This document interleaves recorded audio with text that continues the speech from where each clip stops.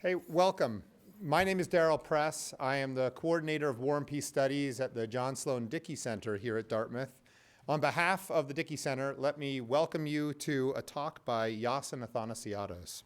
Iason is a writer, a photographer, and a television producer, and he's been working as a journalist in the Middle East since 1999, covering the Middle East, Central Asia, and the Southeast Mediterranean region. He's reported from, I've got a long list here, Afghanistan, Egypt, Iran, Iraq, Syria, Turkey, Qatar, Yemen, and those are the subset of countries that he's reported from that are in the Middle East. His work has been published and has been broadcast, published in the Financial Times, the Daily Telegraph, the Guardian, the Christian Science Monitor, the Toronto Star, the BBC, the Beirut Daily Star, and Al Jazeera, which is a long-winded way of saying that he's been basically everywhere and his work has been published basically everywhere. He's also lived for extended periods of time in Damascus and in Tehran. Iason went to school at Oxford University, where he studied Arabic and modern Middle Eastern studies. He also got a master's degree in Persian and contemporary Iranian studies at Tehran School of International Studies. But what we brought him out here today for is because of his experience principally over the past 18 months. 18 months ago, he found himself literally in the midst of the turmoil and the chaos involved with the attempted uprising, attempted revolution in Iran. And over the past couple weeks, he spent considerable time in Egypt, in Cairo, experiencing and reporting on the turmoil there. Before we welcome Iason, let me say one other thing, which is the only reason that we had Iason come to Dartmouth a year ago, and the only reason that he's back this year, is because he was initially brought to our attention by Charlie Buell, who I see right here. Charlie is associated with maybe even runs an NGO called Building Bridges Middle East. Middle East US, and he connected Ken Yalowitz here in the front row and myself with Iason a year ago, and Iason did such a terrific job, and the students enjoyed meeting him so much that we urged him to come back, and he has graced us by doing that. So please, with no further ado, please join me in welcoming Iason Athanasiadis.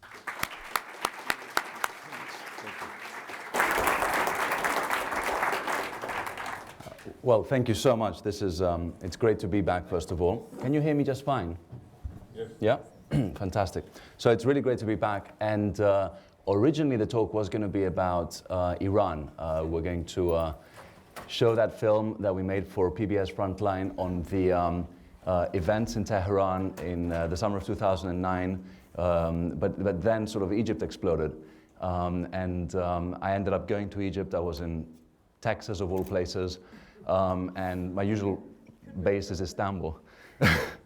And ended up going to Egypt and spending a week there, just a week, but it was the most important week in the revolt and the revolution that happened there. Because it was the week when the balance of power shifted.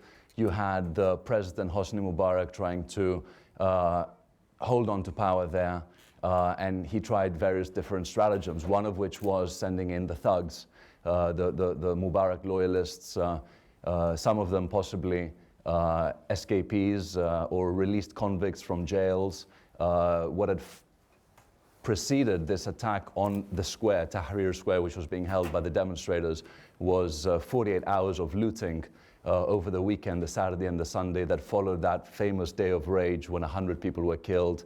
It was an extraordinary story, really. It was sort of almost tailored for media because the events were so fast moving. So it was really a revolution made for the media age, for the age of 24-hour news. Nothing like Iran in 1978, where you'd have demonstrations and then things would go quiet and there'd be the sort of the 40-day cycle of mourning for the dead and people would come out onto the streets again. This was all very condensed. It was tailored for the news cycle and it lasted almost exactly 3 weeks.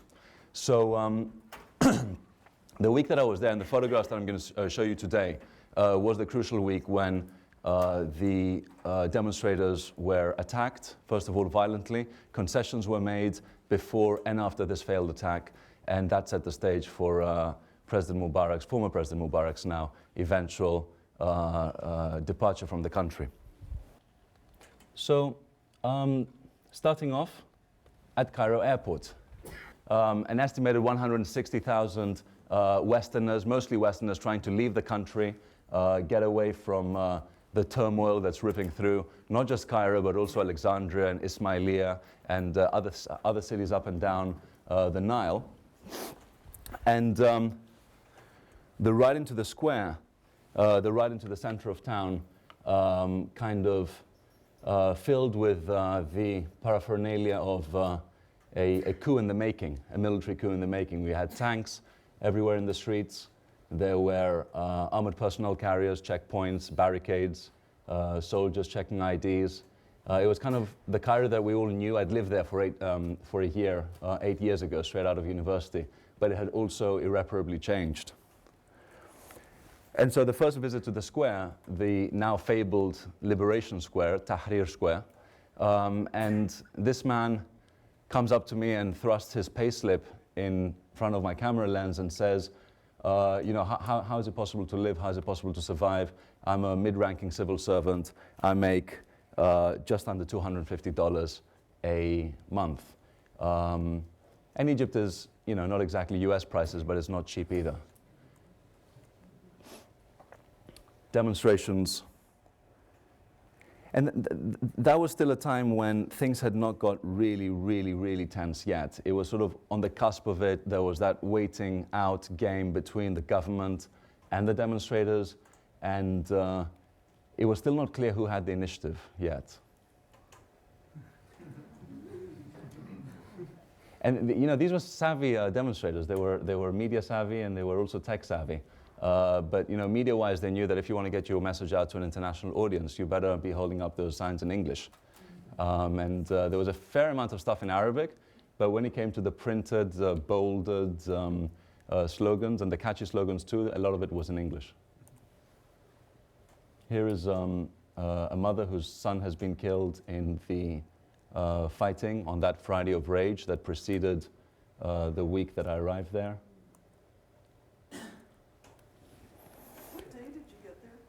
I got there on Monday 2 weeks ago. So. Early February. Yeah, it would have been early February. And Cairo hadn't really changed from 8 years before when I'd been living there. It was still the same beautiful Belle Epoque downtown, very different to the sort of the Arab Cairo of the Mamluk architecture, the Fatimid architecture, the big mosques, the crowded bazaars.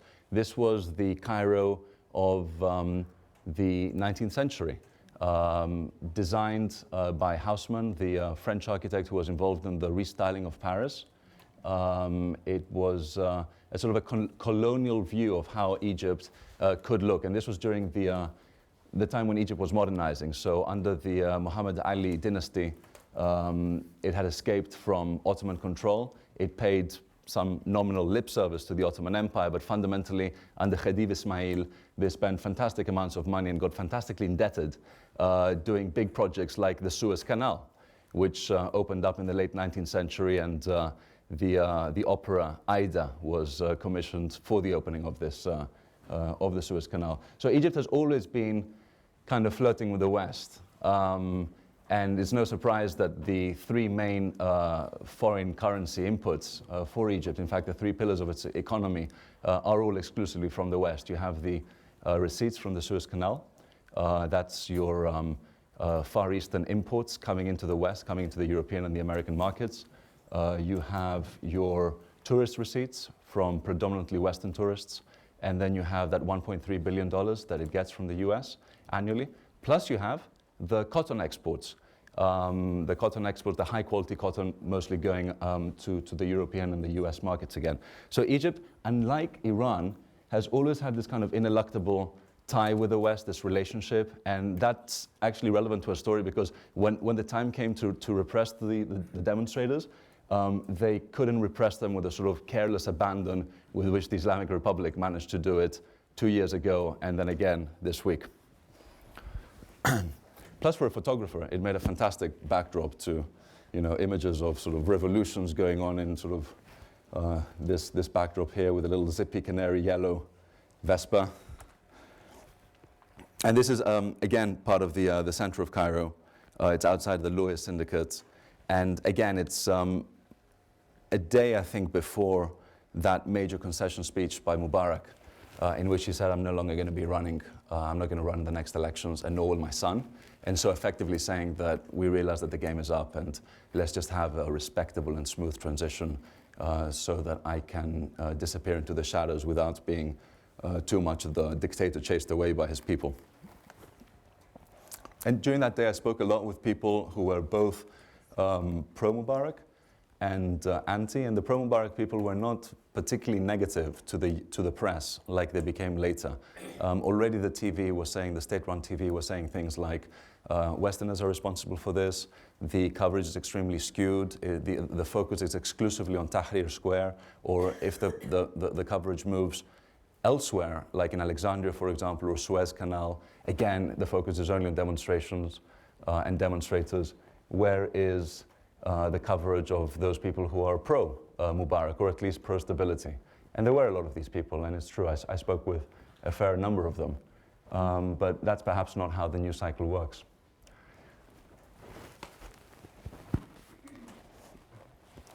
So one of the things that I didn't really notice very much in the Western coverage of Egypt was this quite anti-Western sort of current amongst the demonstrators. Now, this was certainly not Iran in 1978. You didn't have massed crowds shouting "Death to America," but there was almost a competition amongst the rival sides to chase themselves down to the bottom and who would be most anti-American.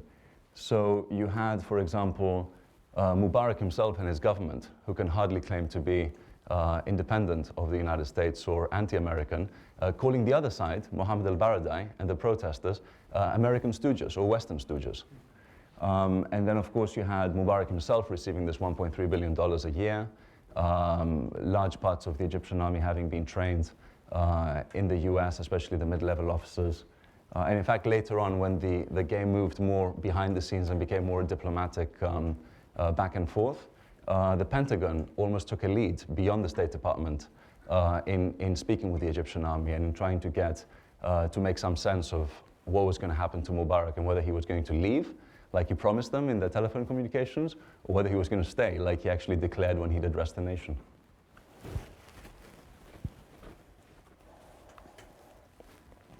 Again, this shows, I think, that thing we're talking about before, that there were a lot of very economic reasons to this uprising. It wasn't necessarily just for freedom and human rights. In fact, I would say that these were more secondary concerns. Egyptians in the last 10, 20 years have really almost become economically choked. And in a country that has insane demographic growth, you have 10 to 15 million new Egyptians have been added in the last decade. And now the country is 85 million people. When I was living there in 2001, the estimates were between 70 and 75. So you can see how an economy that is growing only at 7% or 6.5% will still be not really viable. Inevitably, the Hitler comparisons.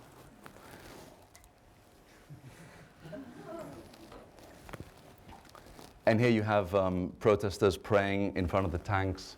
I've chosen this picture because actually there are a couple of things we can talk about here. First of all, protesters praying. This doesn't mean that they belong to the Muslim Brotherhood. The Muslim Brotherhood did have a very prominent positioning in the defense of the square and in organizing the protests.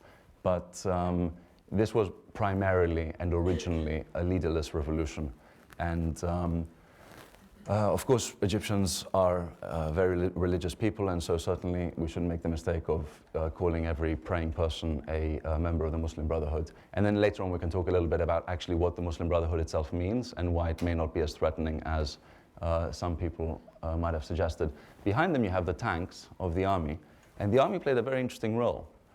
Because right from the beginning, after that Friday of Rage, when the protesters pretty much swept aside the police and the very hated Ministry of Interior people, the army took to the streets and they massed their tanks along the Corniche, on the main intersections, and on the bridges. Then they said, we're going to remain neutral. So they had put themselves in a position where they were capable of carrying out a coup a military coup at a moment's notice. But at the same time, they were saying, we're going to remain neutral. And then later on, around, I think, the Monday or the Tuesday before that concessionary speech by Mubarak, they said, we're not going to fire upon demonstrators. So they gave out a very clear sign to the demonstrators that they need not be worried, they're not going to be shot upon. And this was something that gave a psychological boost to the demonstrators and kind of redoubled their presence on the streets. So we get now to the Wednesday morning, and so Mubarak has already given this concessionary speech. He said, I'm going to be stepping down, that's it, you've got what you wanted, but I want to go with dignity. And that was a carrot. The stick that he had hiding behind his back was what happened the next day. Pro-Mubarak demonstrators taken to the streets of Cairo and several other cities around Egypt. And already the previous day, the previous night, straight after his speech, pro-Mubarak crowds had attacked the protesters in Alexandria. And they'd done that right live on Al Jazeera, whose coverage was 24-hour. So here they are pouring across the Qasr Nil bridge, which spans the Nile and leads to one of the more narrow entries into Tahrir Square. And you can see on the side, one of the demonstrators here is holding up his hand and he's saying, you know, don't react, don't be violent, we're peaceful.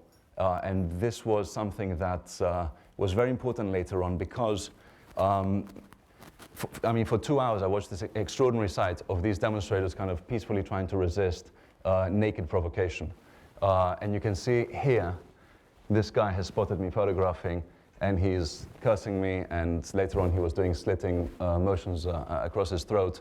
The atmosphere had got very negative against foreign journalists, and they felt that we were provoking these events and certainly sustaining them by giving them the oxygen of publicity.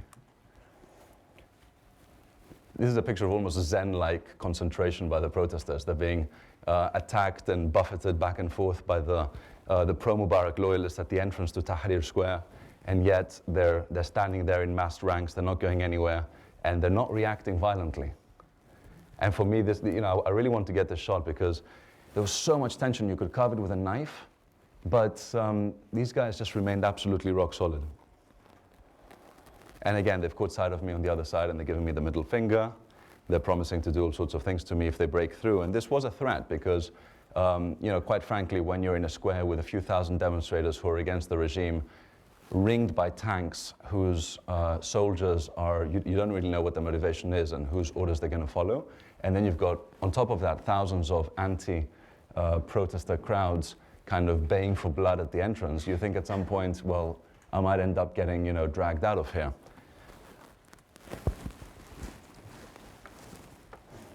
More confrontations. But every time, a fighting would flare up, people would start up chants of selmiya, selmiya, like peacefully, peacefully.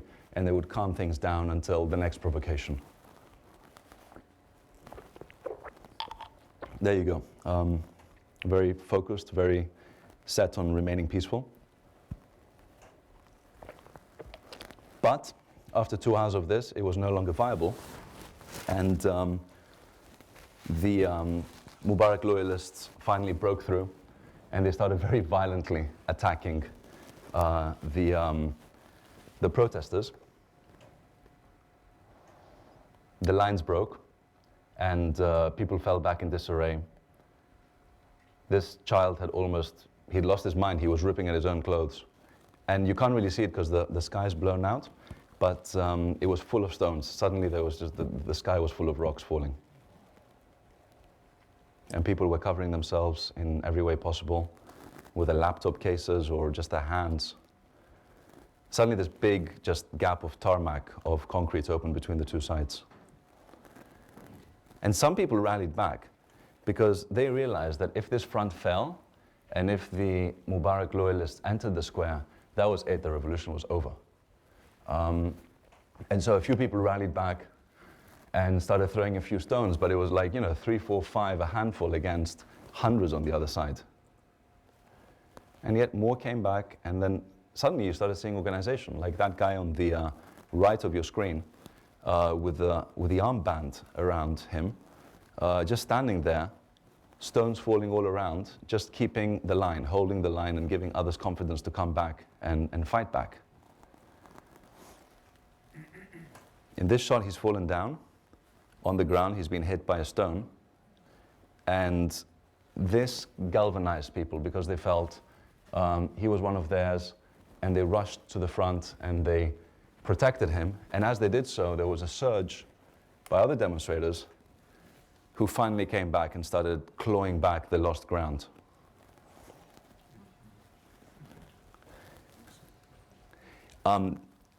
You can assume that, okay, I'm a photographer, but I'm not nuts. So I was photographing only when there were relatively few stones in the sky. This was not the busiest it got. And of course, to get a shot like this, you have to set your lights meters, and you have to kind of light meter for the sky and so on. I was waiting for the guy to lift the V. It took a little bit of organization, so it wasn't as exciting as it got. When it got really exciting, I was usually running. And yet, people are rushing back. They're rushing back to get back this lost ground, and they're carrying cardboard boxes on which they stack piles of stones, so that the people in the front line can have stones to throw. They don't have to fall back and search for new stones.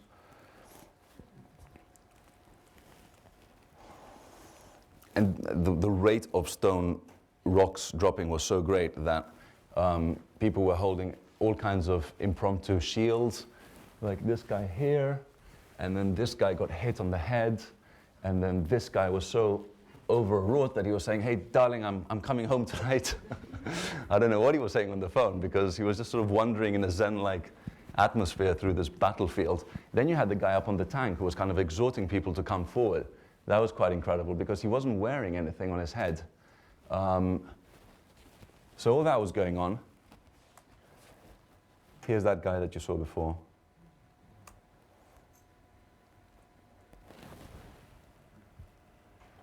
The guy up on the tank is still up on the tank.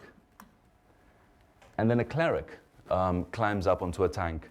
And these, of course, are M1A1 Abrams tanks, American. So he climbs up on the tank and he lifts his hands and signals to the crowd and to the Mubarak loyalists and begs them to stop. I'm sure it's the same in the US. If you get a man of the cloth scrambling up onto a tank, he commands authority. And the other side did actually stop. You can see this more clearly in the next picture, where there's a lot of din and shouting and slogans, but the stones have actually stopped for the time being, mostly. So I took advantage of this to run across to the other side and get the reverse view of the defenders of the square, or the occupiers of the square, however you want to call it. And they were shooting back. But at this point, this continued for a while, and this is not really part of our story. I wandered back into the square, and dusk was falling. And the square was full of the sound of rocks being broken by organized teams. Many women were involved too. All the women you don't see here were back in the square breaking up stones and then sending them off to the different fronts. And there are 6 entries to the square. So there were 6 different barricades and 6 different fronts to defend. There was also the sound of rocks clanging on rails, on the kind of rails that you can see here. And this was basically a code for when they would see someone approaching, Mubarak loyalists on the other side, they would start clanking, and that would alert people inside the square that there was another approach and they should send more men to that area. And of course, the Mubarak loyalists would try to approach the square from different entrances in order to keep the defenders on the back foot. So it was quite a scene in the square. There were injured people being ferried back from the different fronts to the makeshift hospitals. This hospital here was a mosque that had been turned into a sort of field clinic within a couple of hours. And the most worrying thing for me, as I wandered through these quite stressed out people, several of them devout Muslim men praying the prayer of martyrdom. One of them was shouting repeatedly, Genna ya nas, Genna, which means heaven, O people, we're going to heaven.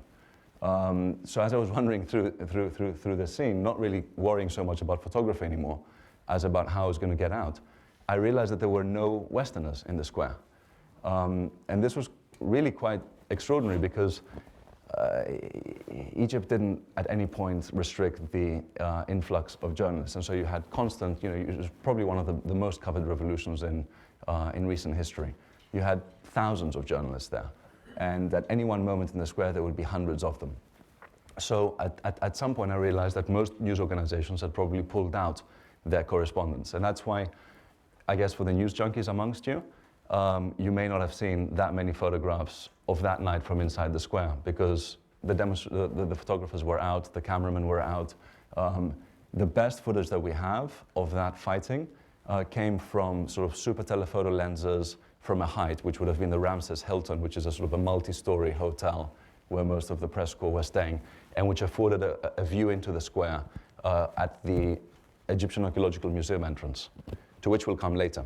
But for the time being, I tried to find a place to seek refuge in, and in case the square got invaded by loyalists, a place where I might be able to, would afford me some kind of shelter and safety, because as a foreign journalist, they would definitely try to get at me and then break my camera and get rid of the evidence of what had been going on during those hours. So most of the injured were head wounds, of course, because of the rocks, but also you had Molotov cocktails being used, and in one point you had, as I'm sure you saw, horses and camels charging the crowds, which was more a move of bravado, because if you watch the footage, those riders from the horses get dragged down pretty immediately and sort of pummeled by the defenders of the square.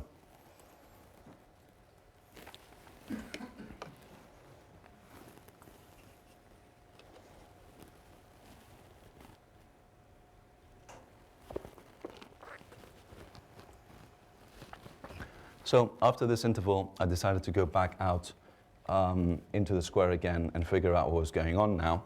It was around 10 o'clock in the evening, and the fighting was just as intense everywhere.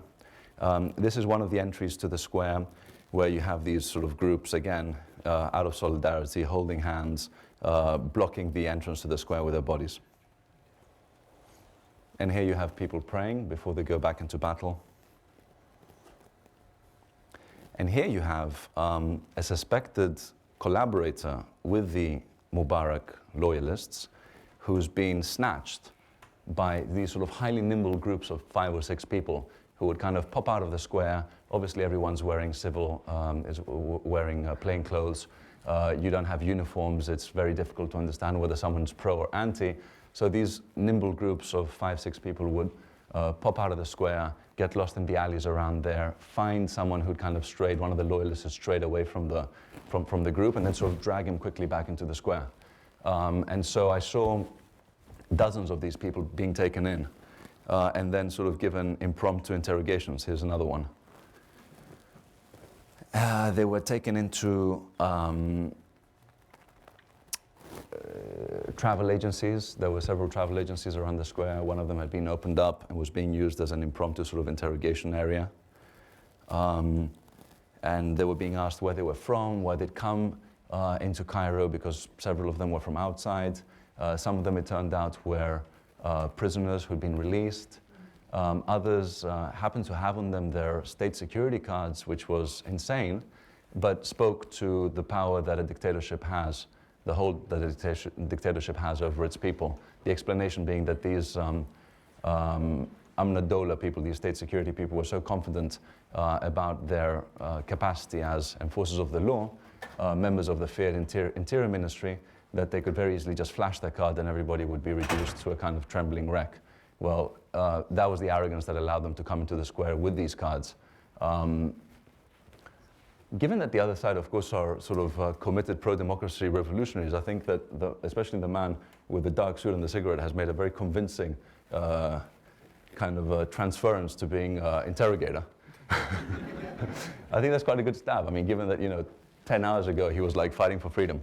But that just speaks to the complexities of what actually happened in Egypt and whether it was a pro-democracy struggle or whether it was more complex than that.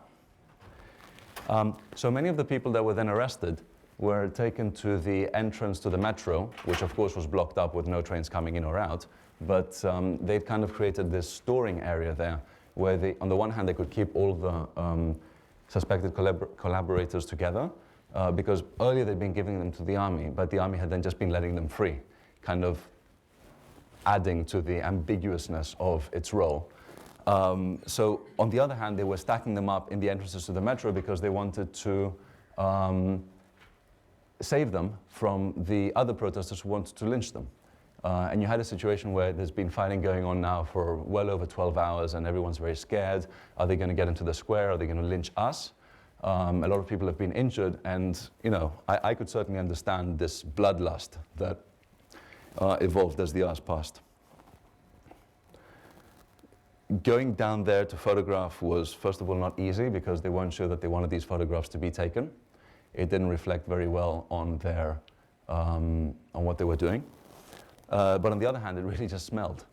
Urine, feces, blood, and people were stacked one on top of the other, as you see here.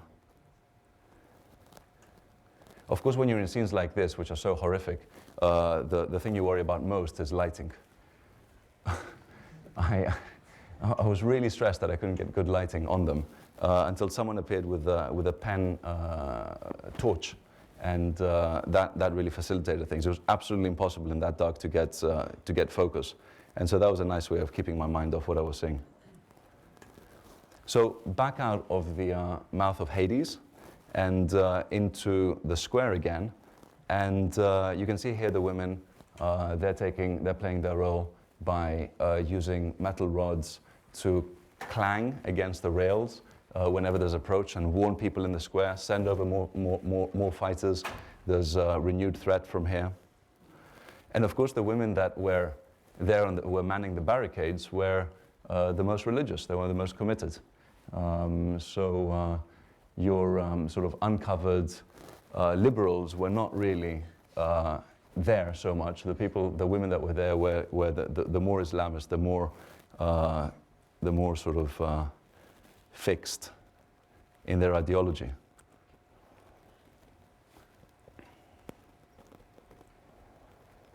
This another front. We're just building up now to the main front, which was those extraordinary scenes of almost medieval warfare that I witnessed next to the Egyptian Archaeological Museum. But this is one of the smaller fronts. A couple of words I think would be relevant here about organization. You can see the stones in the sky. Now you would have one guy standing in the center. I mean, these guys were actually quite well organized. So this guy standing in the center, he's got himself completely exposed to all the rocks that are falling all around. And so he's got to play a little bit, you know, avoid the stone. But he's keeping like a straight sight to the street ahead. And so he can make the call when the mob has retreated beyond the range of the stones and puts out the word to stop throwing stones and stop giving them extra ammunition. Then once they're confident that they've pushed the attackers far enough away, they'll send out little squads of people who will gather up the stones, and then they'll bring them back here, deny them ammunition, deny them space in which to attack. It's almost like the Persians burnt land policy when they were fighting the Greeks. And then stack up the stones here for the next push, unless they decide that actually they're confident enough to push the barricades forward, which they did a couple of days later. So they'd have spotters here and then on the sides too, who had a clear view beyond the barricades to what was going on. So this is the main front. And this was quite an extraordinary scene. You had this wide avenue that leads you into Tahrir Square. And you can see that, I mean, this is tarmac, okay? This is not pebbles. And it's just covered in stones. There's been fighting going on now for 12 hours. And people are kind of streaming forward. And then further ahead, you get these kind of burnt out military vehicles, which are just covered in demonstrators. And then you've got more squads of demonstrators, 50 or 60 of them below, pushing them forward whenever they gain ground. On the other hand, you have the these green lasers that were being used on the loyalist side to pinpoint buildings and balconies on which the defenders of the square had position manned and were throwing Molotov cocktails down on the pro-Mubarak people. And then shots were ringing out. You couldn't hear them all the time because there was such a din. Mostly the largest din was that of stones hitting metal barricades. But there were shots ringing out, and several people did get killed that night. And in the distance, you can just make out the 6 October, Kobri 6 October, the 6th of October bridge overpass, which was thronged with Mubarak loyalists. And then in front of it, you had the main attacking force. Here's a scene from the defenders of the square and the burned out military vehicles. And of course, those beautiful Belle Epoque houses in the background. And that's the quite scary view that I got when I got up onto one of those vehicles and got the shot. Unfortunately, I didn't have a telephoto lens, so I am actually quite close to them. It was quite an incredible sight. Because of course this is still, but you know, when you see it just seething and undulating in front of you, stones falling all around. And people were protecting themselves in every way they could, including what looks like the kind of antique you'd be buying at the bazaar. This is the front line. And they had these, as you can see, these very highly mobile barricades. So if they felt that they were getting overwhelmed, they'd move back. If they felt that they could actually push back the loyalists, they would move these forward. So you had these people who were moving the shields forward, and then you had the people behind them, these guys here, who were chucking stones. So there was one group that was taking care of defense, another one was taking care of attack.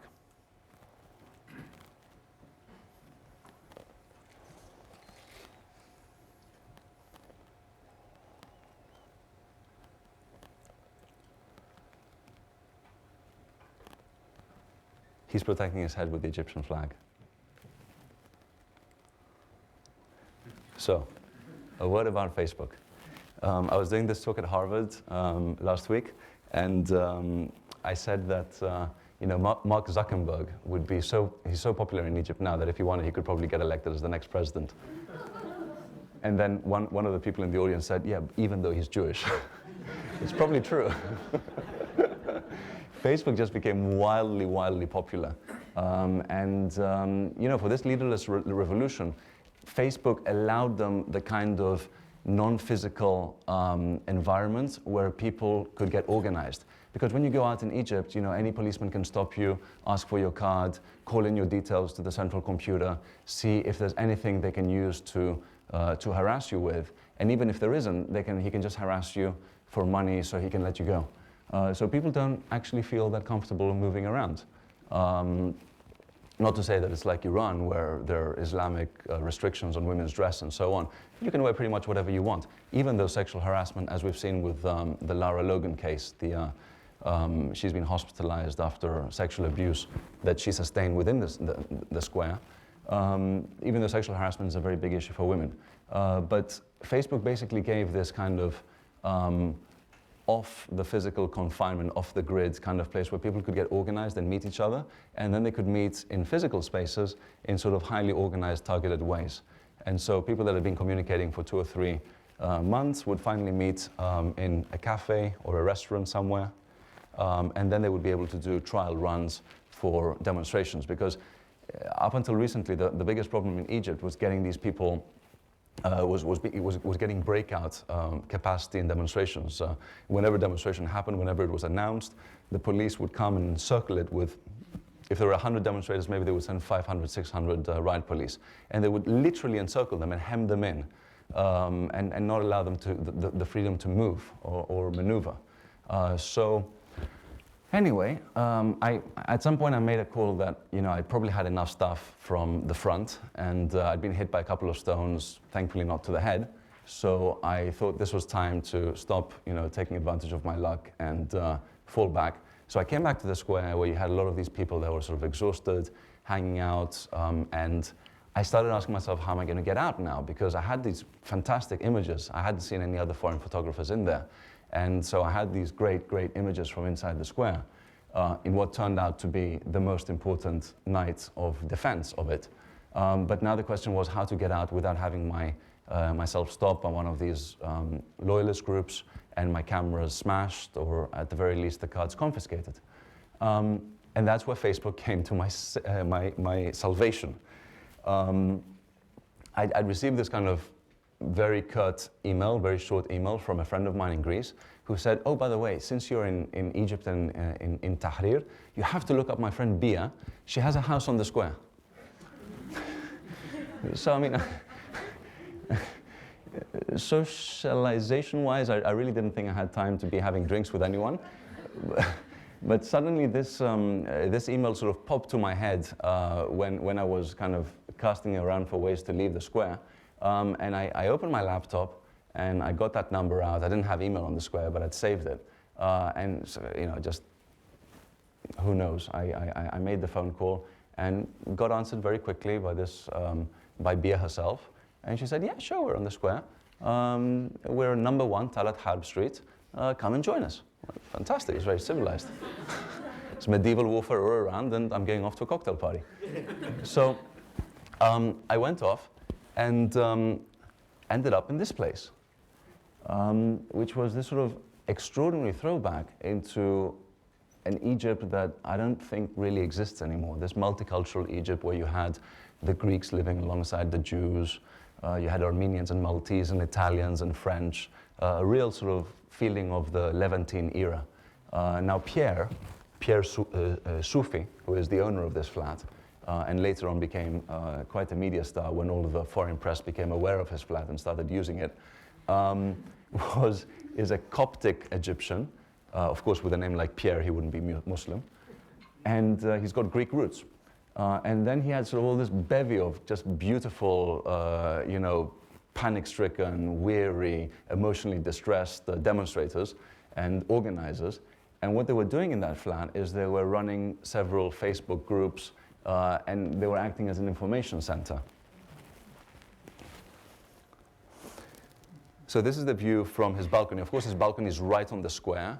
It's got the most panoramic view. It's on the 9th floor. He owns the entire building because he's a sort of frustrated actor and painter who's had a huge inheritance, part of which is this 10-story building in the middle of the most central square in Cairo.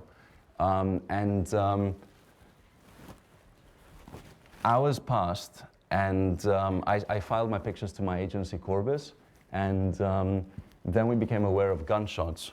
And at the same time, there was this fear in the square that as time passed, especially with the foreign media not being there was going to be an attack by the army. They were figuring it would come at around the time after the dawn prayer, which is at around 4:30, 5 o'clock.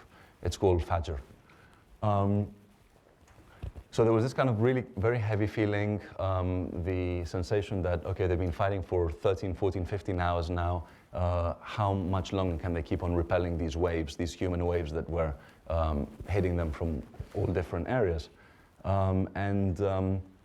Shots coming into the square, and then at around just before Fajr, there was the sound of sirens, and 7 or 8 ambulances swarmed into the square, picked up people that had been injured or killed, and took them out again. So in the middle of this very heavy mood, suddenly news came through that the demonstrators had actually pushed all the way out to that overpass, the 6th of October overpass, and they'd actually taken it. And this really created a change in the emotions, because suddenly the feeling was no longer we're going to be attacked and lynched. The feeling was like, actually, we can hold on to the square. And it really gave people a big feeling, a big positive feeling. And dawn broke, and there was no attack by the army. Of course, the Al Jazeera live position was still active on the square. You could still see the square, but because the focus was on the square, you couldn't actually see the entrances, and so you didn't really get a sense for the wild battles that were raging the kind of battles you saw, because the focus was just on the central square where you had a tent city and you had injured people coming in and out, but it didn't look wild. So this is the next day, and just winding down now. Here are more suspected collaborators who have been caught and taken back to that same entrance at the metro. And just gaggles of survivors holding impromptu demonstrations of defiance in the middle of the square. There's still a fair amount of rock throwing going on in some of the entrances, but pretty much the battle is over and the square has been retained. So these people coming back, they've probably been fighting for 12, 13, 16 hours, and they're now shouting out their defiance with the last vestiges of strength that they have. That's blood smeared on the flag. And it says on there, Tahya Masr, like long live Egypt. Now, a little side note about Kentucky Fried Chicken. State television, Egyptian state television, kept on saying that the people inside the square are not Egyptians, they're not your compatriots, they're all Western stooges, they're all foreigners. They're possibly Iranians, possibly Americans, but if there are some Egyptians amongst them, they're all stooges that have received 50 euros a day and a meal of Kentucky Fried Chicken to be there. So, Kentucky Fried Chicken was, as you can see, not open for business, but nor was it trashed. And that was a point of pride for the demonstrators. They said, we want to leave, we want to surrender the square back to the government, back to the authorities. As we took it, we don't want there to be any trash. I mean, of course, now you're looking at its very worst right after all these battles, but actually most of the time it was being assiduously swept up by volunteers, and there was this real feeling of community that you didn't really have in Egypt up until very recently. And it's probably the kind of feeling of community that you get when you're actually running businesses yourself and you're not subject to an oppressive government. So back to the front line as the light comes up, and there was still some fighting going on. In the side streets, you had people that were both acting as guards and they were just taking some rest after the previous night. And still those watchmen. And that's the utmost perimeter to which they pushed. They had actually taken the bridge, but then that was retaken by the pro-Mubarak people. So quite tactically, the defenders of the square fell back and fixed their utmost point of defense at exactly the point where the square widens out into a basically indefensible second square. And that's the archaeological museum that you see right behind, which nearly got burnt.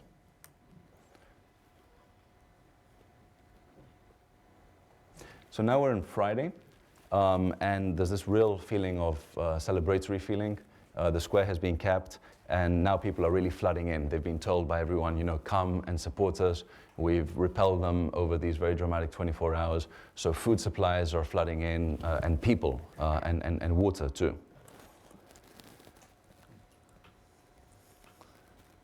This is again from Pierre's house.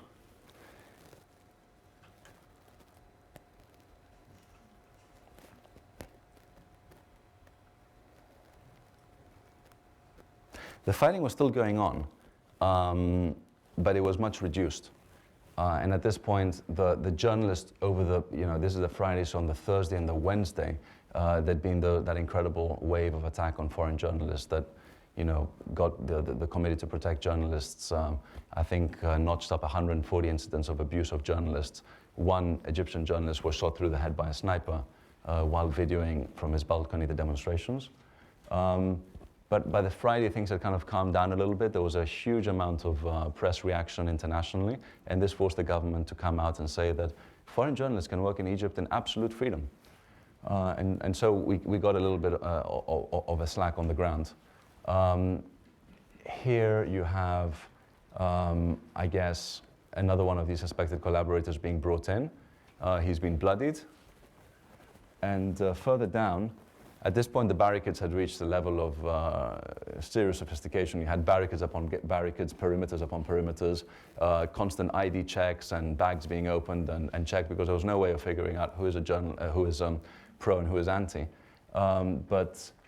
So for example, this is the nearest perimeter to the square, and then you can see sort of fighters are going off to defend the outer perimeter, which is under attack. And you can tell it's under attack because there's that clank, clank, clank, clank, clank of stones against rails. And they've actually, at this point, they've pushed all the way to Talat Harb Square, and they've taken that one too. So they were now occupying 2 squares. And this is the utmost point.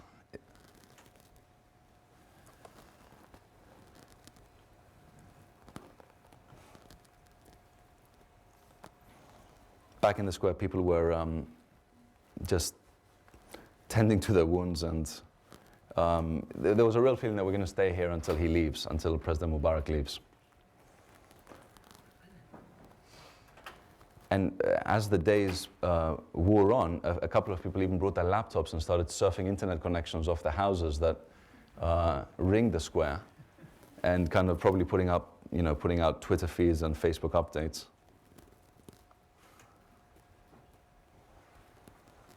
These are a couple of shots from inside Pierre's house. He was sleeping 30 to 50 people a night in that house. And it was a large, large apartment, like rambling, interconnected, room after room after room, with that extraordinary balcony on the square. And then some pretty eclectic decoration on the walls.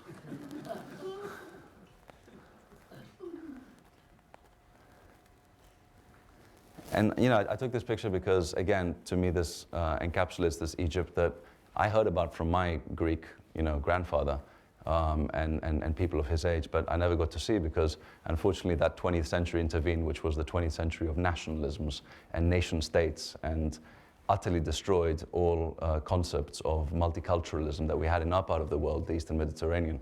But a voice from that earlier era is this wall with your kind of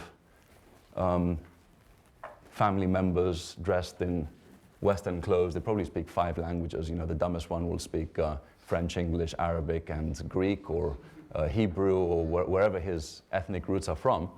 And then you have here Alpha Theta Epsilon and the Owl of Wisdom. And here you have your Coptic cross. So yeah, it's this world doesn't exist anymore. And here is the lady down in the square telling me, they say we're eating Kentucky Fried Chicken, this is what we're eating.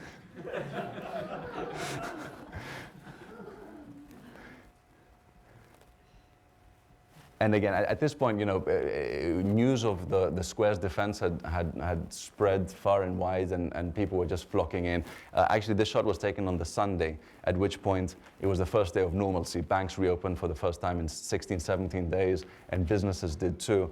And for the first time, actually, ordinary Egyptians who'd kind of sat on the fence during this whole uprising decided to come for themselves and figure out what's going on in the square and meet the people inside. So that's when it really attained the carnival-like atmosphere. And you had, your popcorn sellers next to your Egyptian flag sellers and vendors. And people really got down to having political debates, like what is the future of Egypt, what kind of constitution do we want, let's annul the constitution, or let's cancel these ministers and bring others in, let's have elections in 6 months or in 2 months. And that's also when political groups got ghettoized. So you got the Nasserists off in one corner, the Facebookists in another, the Muslim Brotherhoodists over there, the Salafists over there. And that's when people like Pierre, who is, by the way, a atheist, secular Copt, got really frustrated because he wanted, a fully liberal Egypt where everyone can speak together and so on. And what he was seeing was on the streets was ghettoization. It wasn't free and open debate.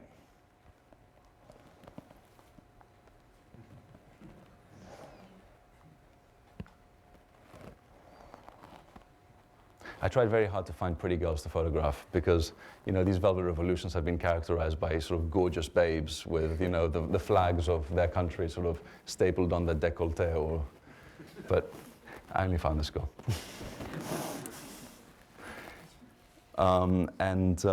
Yeah, here is afternoon prayer, early evening prayer, and that's it. Thank you very much.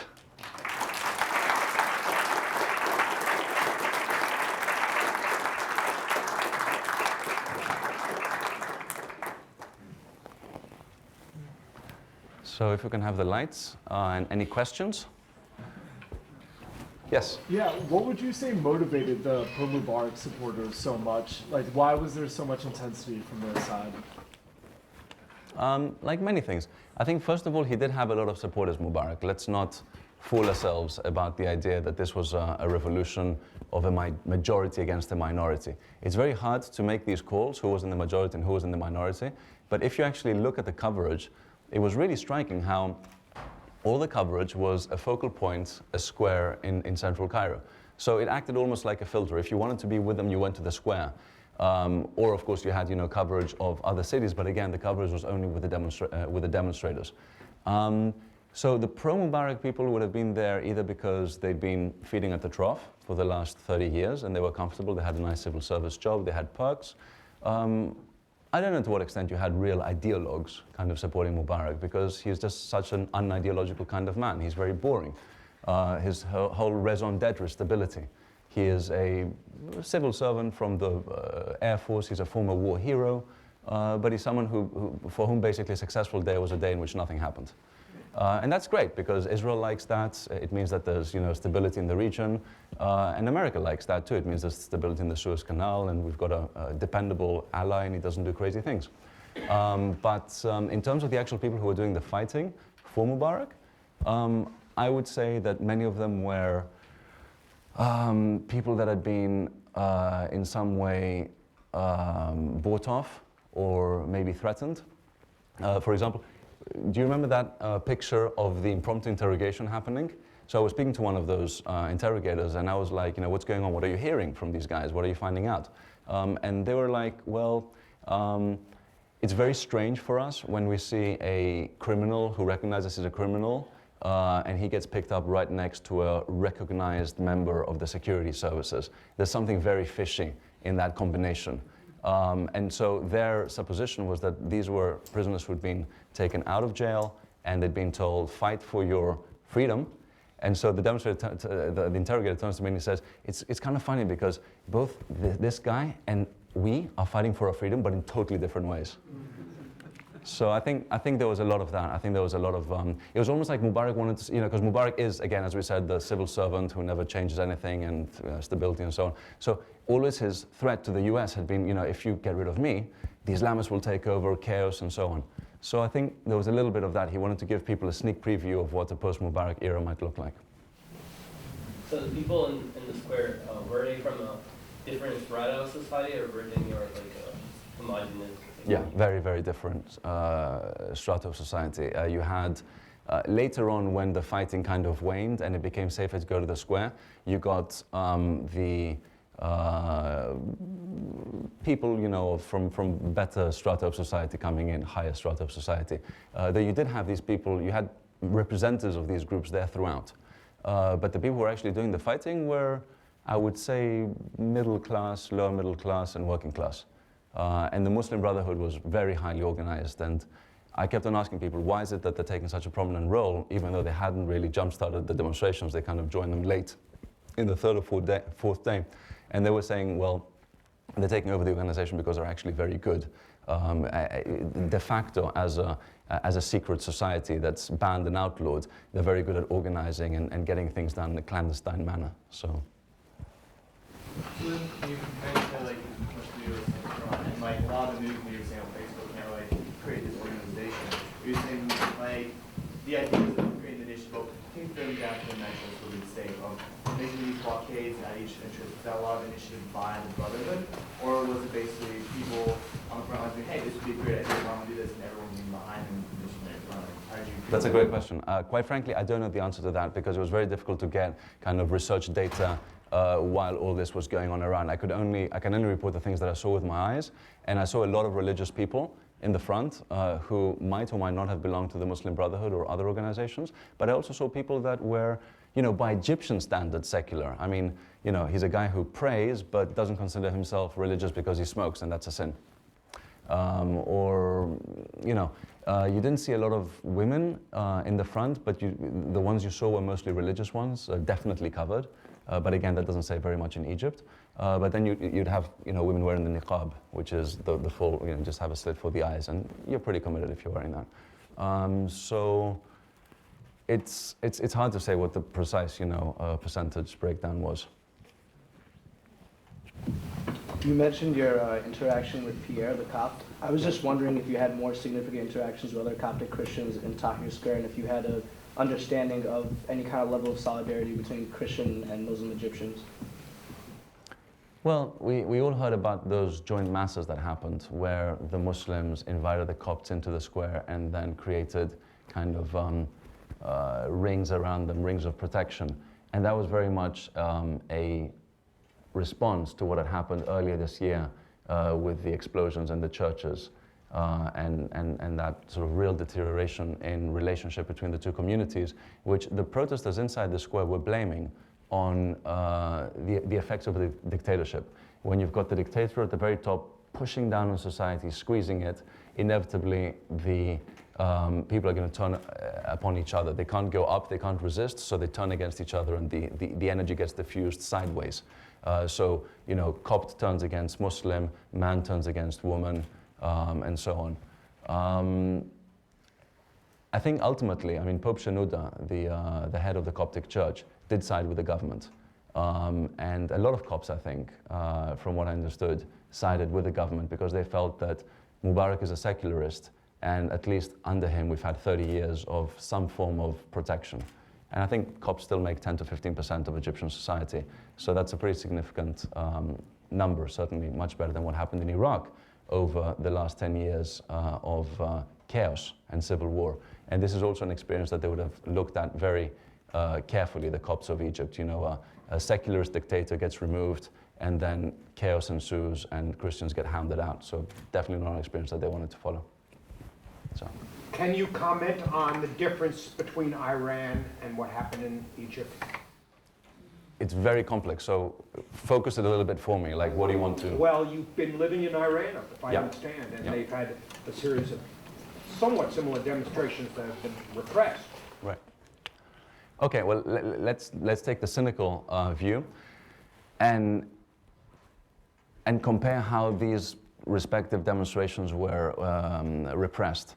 The Egyptians should probably send their top staff to Iran for training camps on how to repress demonstrators, because it was appallingly bad, their record. They could have done so much better in repressing these people. And the Iranians are really the people to teach them how to do it. Now, the Iranians 2 days ago were using paintballs, which is fantastic because on the one hand, you don't have that sort of, media negative, news of deaths that always plays badly in the media. On the other hand, you splash these people with color, they can be picked up on their way home. The streets are crawling with plainclothes policemen. So as soon as they leave the relative safety of their co-demonstrators, they're toast. Now, the demonstrators in Egypt did something that the Iranians had not done, which was very savvy. They took over a square. That creates a focal point, especially when you have live camera feeds. That was amazingly stupid of Mubarak to keep those things going, because of course suddenly the revolution was in your living room in Ohio, and in Greece, and in Japan. And everybody could sort of cooperate and take part in it and feel emotionally invested in the revolution. Once you have such a central focal point, you can then really easily squeeze the oxygen of publicity out by cutting the live feeds. They tried cutting the mobile phone networks, but that was only for a couple of days. And then after that, the mobiles were up. They took Egypt off the internet, just like the Iranians did. But then they restored access, actually on the day after the concessionary speech. So again, that was something that, during the harshest fights to take the square, once I got to Pierre's house, I could file images to my agency. I was filing that evening as the fighting was going on. So again, that wasn't a very good move. It was just a lot of inconsistency. They attacked journalists for 48 hours, but then they stopped attacking them and they said that there was a lot of shilly-shallying back and forth. Whereas the Iranians were just like, we're going to get these guys, And they did, in a very, very effective way. Another way that you can asphyxiate them is you can stop food and water coming to the square.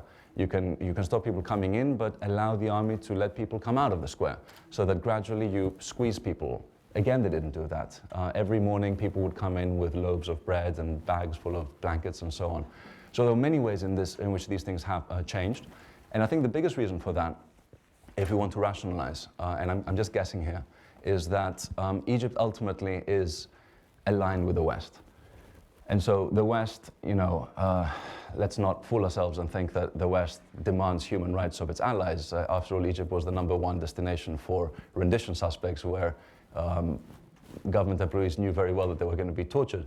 But at least lip service to human rights is expected. And so when all of this is happening in the full glare of the media, and when you've got foreign journalists getting roughed up in front of the cameras, this isn't something that can be sustained for more than, 48 hours.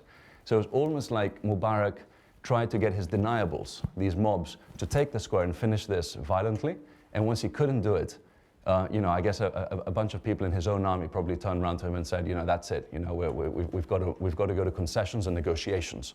Whereas the army itself, of course, they knew that if they went in violently and they created another Tiananmen, that would just be, they would be toast.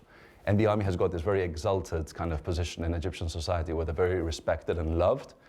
Because they're seen first as not being a part of all the repression that the Ministry of Interior took care of, and on the other hand, they're, they're just, they've got all the toys, and they're actually a pretty efficient body. You were just talking about kind of the tension between the army and Mubarak. There was a lot of kind of mystery surrounding what kind of happened when Mubarak actually stepped down, and finally on Friday. But then on Thursday, we heard his speech said, I'm never leaving. So could you maybe shed some light on that? The sort of diplomatic backstory. Whatever reading the New York Times, I know. There was, I guess, he led Obama to believe that he was going to step down, which is why, and the cables coming from the CIA station in Cairo were suggesting this too, speaking to people, to sort of Egyptian army officers, which is why Leon Panetta came out and said he's going, and of course the CIA just looked appalling, looked really terrible having said that, and he didn't. But then it sounds like Gamal Mubarak, his younger son, told him to craft a more intransigent speech in which he said, I'm not going to step down. And this created a big rift between Ala, who is the older son, and Gamal, and apparently they even came to close to fisticuffs and had to be separated in the palace by court officials and taken off. So you can just imagine now the atmosphere, at the holiday home in Sharm el-Sheikh with Ala and Gamal and Hosni and Suzanne. It's not looking good. Yeah. If there is a significant transition to democracy and say, like the Muslim Brotherhood gets a majority or gains power, how do you think that will affect Egypt's relationship with Israel? Well, you know what? Let's rephrase that question. Instead of saying, what if the Islamists come to power? Let's say, what if a democratic government that listens to the will of the people come to power? Because the average Egyptian does not necessarily want to have, I don't know about a cold peace with Israel, certainly not a warm peace with Israel. What they certainly wouldn't want to be doing is to be doing mopping up operations during an anti-Palestinian campaign like happened in 2008, supporting Israel. For example, shutting down those tunnels that bring supplies into Gaza and policing the border on their side. So I think a democratic government that listens to the people would almost certainly be very bad news for Israel. And that's what you get when you ask for democracy in a region where you don't necessarily, where its people don't necessarily share your values, as happened with when Hamas came to power in Gaza, and then Hezbollah in Lebanon, and so on. And that's also why, in my head, I've got, when I'm working as a journalist, I've got a few question marks about, whether Ahmadinejad, I'm pretty sure that the elections in 2009 were flipped, because I think Iranian officials were pretty worried about the possibility of a youth uprising or a velvet revolution. But I wonder if they had been fair, would he have ultimately got sort of over 50% or not? That for me is a question. You mentioned earlier that the motivation of the demonstrators might be sort of complicated, might not be just based in democracy. Can you talk about that a little more and explain what effect that might have on how things play out in the next few months? Great question, yeah. So I think that ultimately, obviously you don't like living in a dictatorship. Obviously you don't like the daily humiliations of being dragged out by police or stopped or spoken to in a disrespectful way, having to crawl up to people that you don't respect and so on. But I think that what created, this outpouring of emotion had to do with the economic asphyxiation of the country. And of course Tunisia was key. Of course it was very important because it gave the psychological boost. But Tunisia itself was a guy setting himself on fire because he wasn't allowed to just make his daily bread. And I think that was definitely an emotion that was felt very much in Egypt, whose economic situation is probably worse than Tunisia's. What was the other part of your question? What effect that this motivation will have over the next few months as things play out? Great, right. So in Romania, we saw a revolution that was co-opted when, was it the miners? Yeah?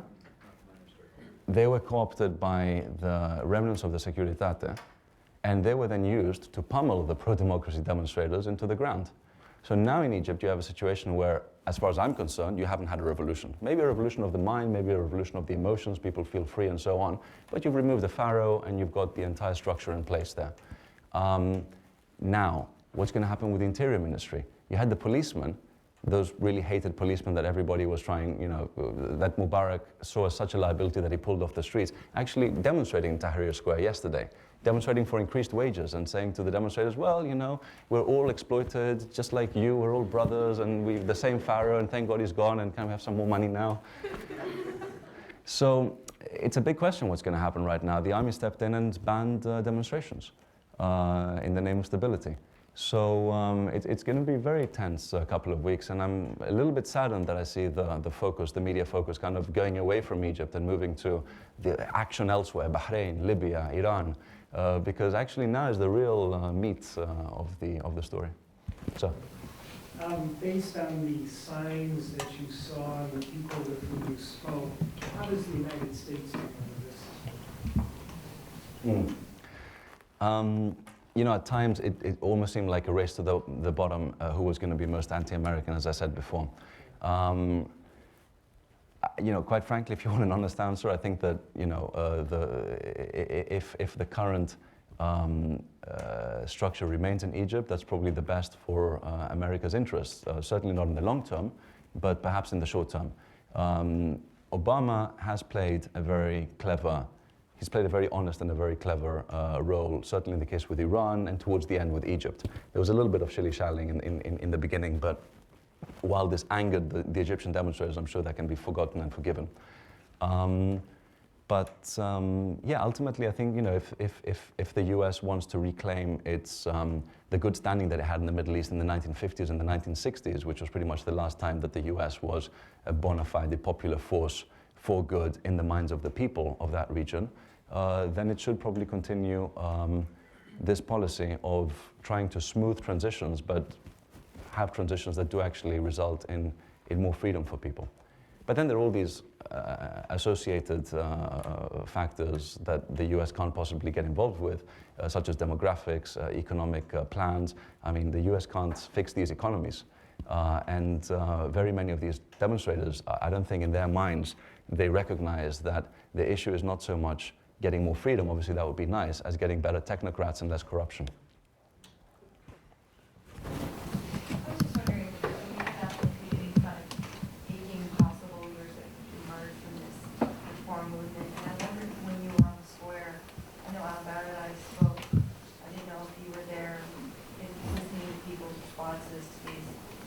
No, I asked people about what they thought about al-Baradei, and he's not popular. Amr Moussa is more popular. Okay. Yeah, Amr Moussa is more popular because even though he was a part of the previous regime as a foreign minister, ultimately he was such a popular foreign minister that Mubarak felt threatened by him and kind of kicked him upstairs to the Arab League, where he's been sitting for the last 8 years. But Amr Moussa is in ill health, so that's an issue. Al-Baradei, not massively popular, doesn't resonate with the average Egyptian, hasn't been in the country for 15 years, and he's seen as an American stooge. Are there other personalities that are on the international scene in Europe that might be popular with Egyptian people? There are, but I forget their names. There is it's different. There's the Nobel Prize winner, the other Nobel Prize winner, forget his name, help me someone. Yeah. He's relatively popular, but again, he doesn't have a political background. I don't know, who is there, in your opinion? Throw it out to you guys. Wael Ghonim. Really? He was a little older. I mean, yeah. He doesn't have any experience in government. Yeah. The funniest thing, though, was how the Google top executive finally thanked him for what he did sort of like 2 weeks after the whole thing finished. So should we take one last question? You said that the women were not in the front. So what role did they play, and how did this differ from Iran at all, and why do you think so? The women were very much in the front in Iran, and they were throwing stones. The women were much more in the front in Iran than they were in Egypt. But that speaks to a completely different experience that women have had in Iran, where, okay, it's an Islamic Republic, okay, they have to cover, but, you know, they drive, they run businesses, they are very opinionated, and they will not put up with sexual harassment in the street, you know? Egyptian women had, you know, they participated in a very active way, but they weren't doing the fighting. There was a lot of organizing, for example, like a close friend of mine who's Egyptian, she was running summer camps where she was teaching young kids principles of organization through games. And she's very committed to this struggle, and she knows everybody involved, and lots of her friends were arrested and so on. There were a lot of these people playing, you know, walk-on roles. But the question is now, let's not the men hijack this movement, because it was a leaderless movement. It was one in which, you know, both sexes participated. So that will be the danger going forward. Thank you very much, Iason. That was really cool.